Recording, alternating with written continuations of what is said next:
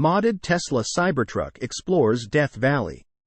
YouTube channel Donut has gotten a hold of a Tesla Cybertruck modified by Unplugged Performance for improved off-road capabilities.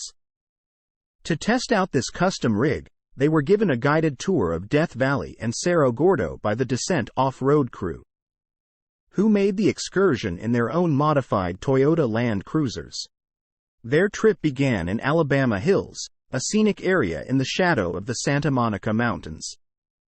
Alabama Hills is about 215 miles from Los Angeles, and there is a convenient Tesla supercharger in the nearby town of Lone Pine, making this the perfect location to set up camp for the Cybertruck. On their first evening at the Cybertruck's base camp, no, not that Cybertruck base camp, the electric truck definitely impressed the team with its light show and convenient access to electric power. But the real trip began the next day with the climb up to the ghost town of Cerro Gordo.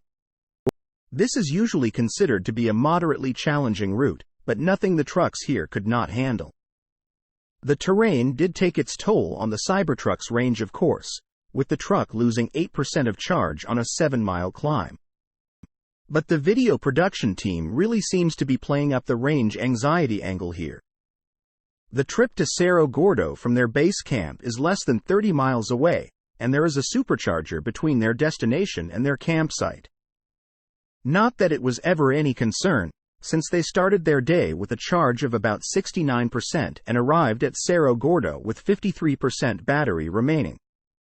Of course, this was mostly driving dirt roads or highways. The next stage of the trip was going to be more demanding. They planned to take a tour through Death Valley, which was about a 60-mile trip each way from their campsite.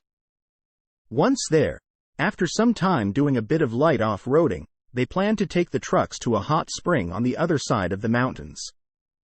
Before starting out, they charged the truck up to 100% at a supercharger. Oddly enough, at about 60% charge, they only seemed to be pulling 47 kilowatts of power. About 80 miles into the Death Valley trip, they ran into their first real delay. The Cybertruck was performing well with 244 miles of range remaining. Unfortunately, the gas station where they had planned to refuel the Toyotas was out of commission. The camera truck was running on fumes and would need to head back before it could go on. So the rest of the team was left to wait around a while. Back on the road again, they found the Cybertruck was continuing to get good efficiency by keeping at 65 miles per hour on the highway. Of course, once they left the asphalt, efficiency began to drop once again as expected. After some more off-roading, the truck was sitting at 46% state of charge. But they were still on track to reach their final destination and return with range to spare. So despite some hand-wringing about range early on, everything was going great. Until they got news that their planned route had been closed. There had been a landslide due to recent storms, and the detour route was significantly longer.